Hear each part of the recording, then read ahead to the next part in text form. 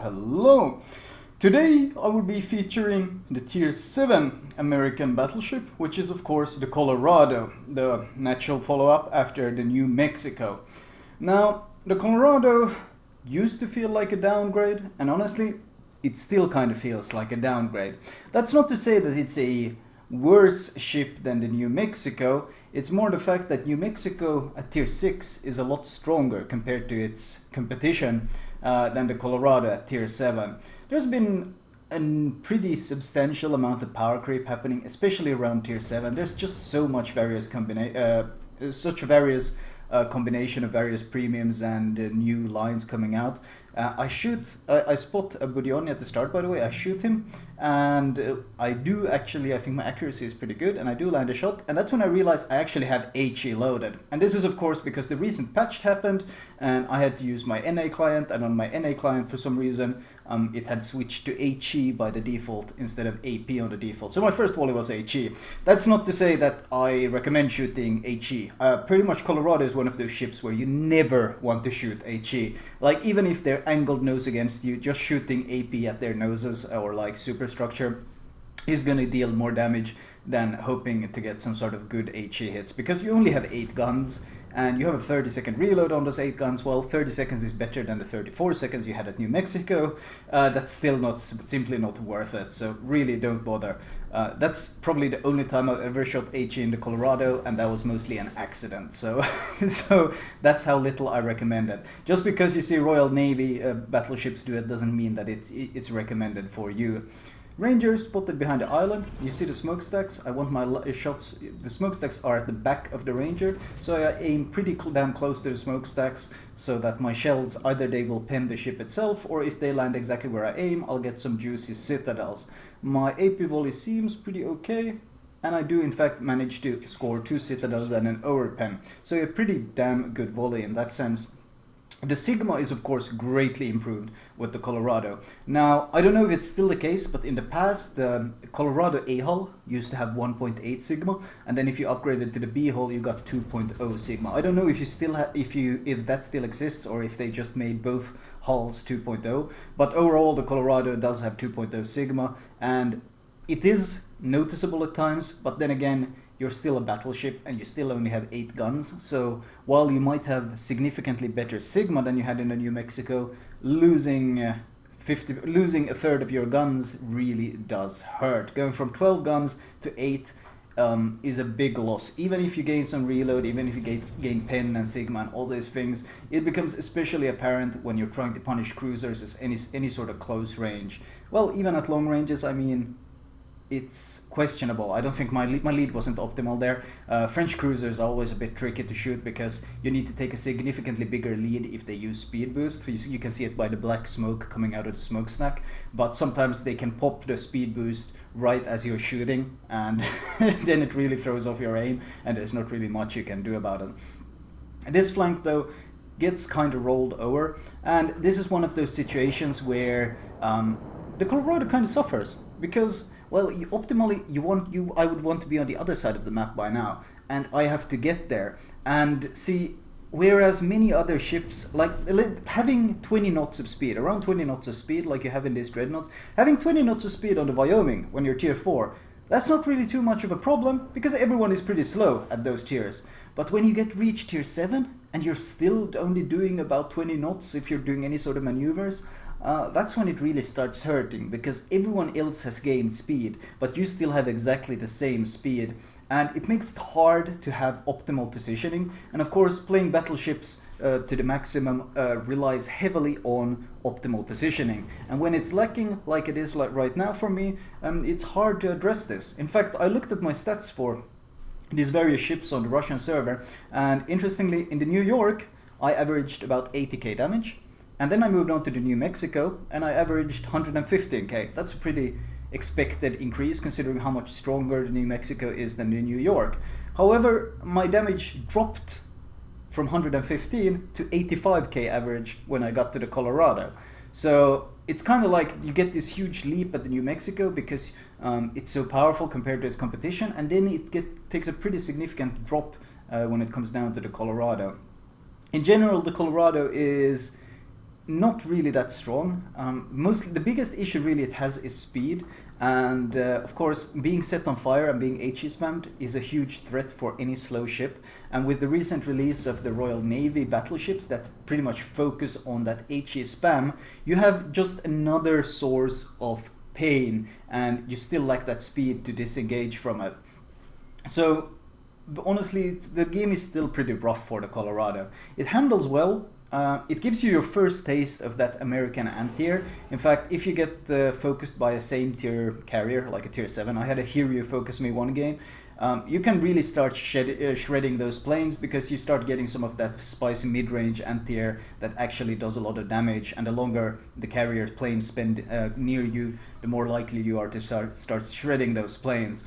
But it still isn't really reaching that big level of damage that you might hope for. And if someone is determined to strike you, unless you have some help, you're really not going to be able to defend against the carrier yourself. But that's okay.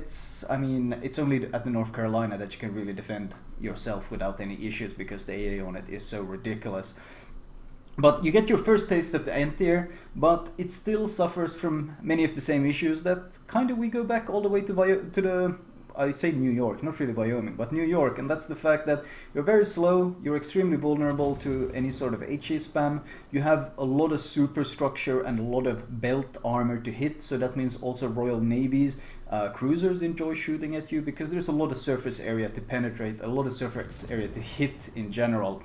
And initial positioning is still incredibly important. That is, picking the right side at the start of the game, and making sure you're kind of in the thick of the battle from the very get-go. In fact, Superintendent I expect Superintendent, it kind of felt like a waste, because I very rarely got to use Superintendent, because either I was in a fight, if I was in the thick of battle, I tended to be able to extend my survivability with Superintendent, but I would usually go down anyway, because you simply can't outrun the enemy if they're pushing your flank and they're continually harassing you. And so you never really got to use all the heals before you died. And if I spawn on the other side, well, then the game kind of ended before I actually got into the whole tanking part.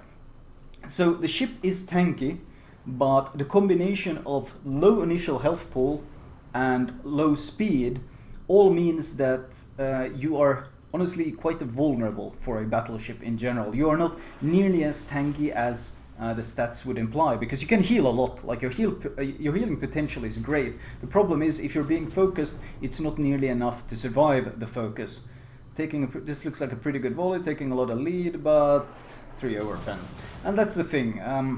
In that situation, I would honestly have much rather been a New Mexico than a Colorado, because ultimately you are still a battleship when it comes to your dispersion, and the guns can be quite frustrating. In fact, what is quite telling is that the Gneisenau, which is a ship that I notoriously didn't like because it only had 6 guns, which were quite unreliable, in the Gneisenau I averaged 92k damage, which is 7k more than I averaged in this Colorado so far. I got about 80k on the Colorado so far, so I'm getting pretty close to the North Carolina, which is of course the next US battleship I'll be covering.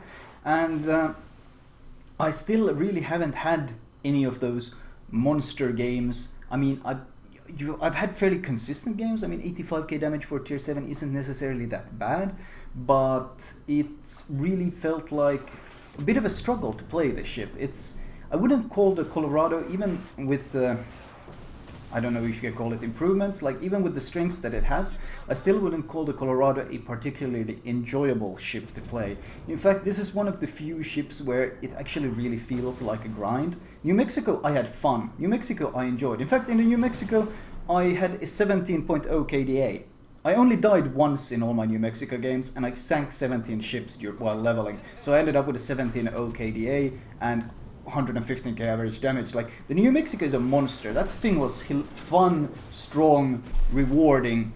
The Colorado kind of feels like you struggle and you work so hard, and the rewards are still pretty in the very end.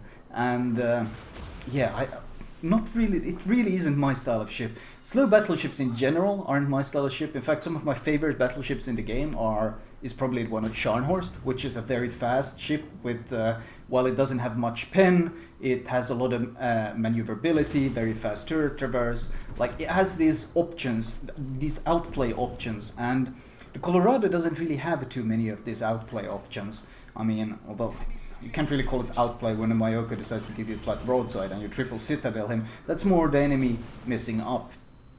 And yeah, the Colorado is, I think the Colorado is still a struggle. It used to be a struggle. It's been improved a bit, I think. I think they removed the C hull and merged it into the B hull to make the leveling a bit more painless. But I still wouldn't call the Colorado a fun ship.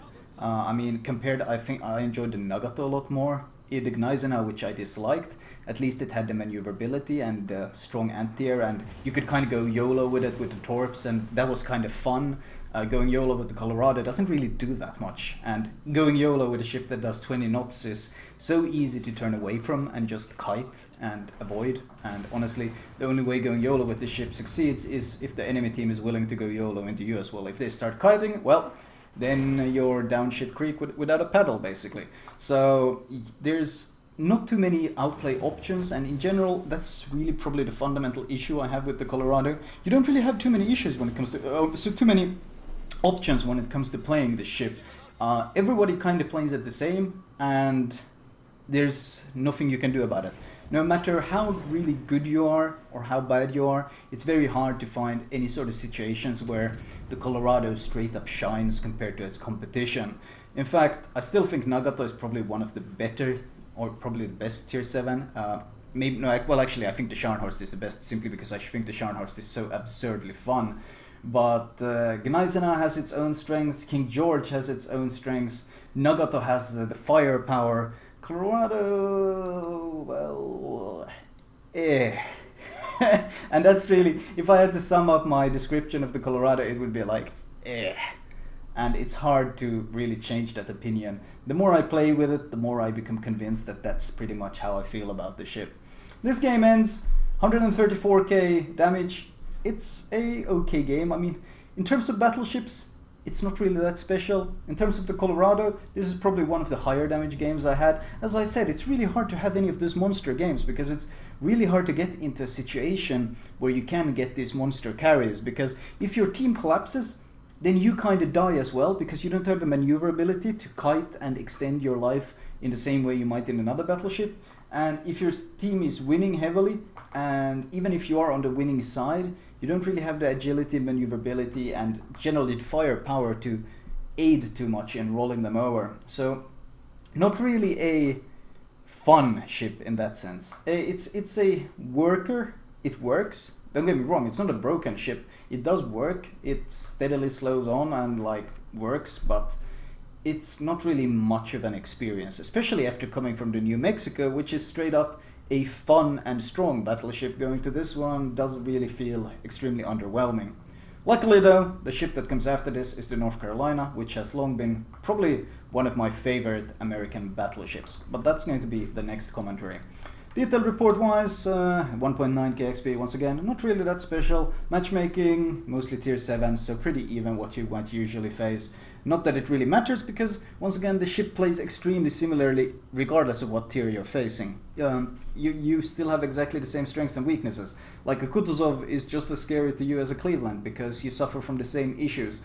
How do you get out of the HE fire without losing half your health? You probably don't because you're so damn slow. And detailed report wise, well, I ended up tanking a bit more than my own health pool, and that was mostly towards the end because I didn't want to use my heal, because I wanted the AR to kick in to get that faster reload. Overall, the average damage per shell is pretty good, 42 shells, 134k, that's a pretty good average in general, but once again, the Colorado is pretty I really can't describe the ship in any other way. Anyway, let me show you guys my recommended build for this ship. Right. As usual, I will start with the modules. Now, worth mentioning that I'm not entirely certain if it still applies, but in the past, upgrading from the A hull to the B hull actually gave you better Sigma in the Colorado. You used to have 1.8 sigma on the A hull and 2.0 on the B hull. I'm not entirely certain if this still applies or if you already get the 2.0 sigma on the A hull. Ultimately though, it doesn't really matter because I recommend getting the hull upgrade first regardless.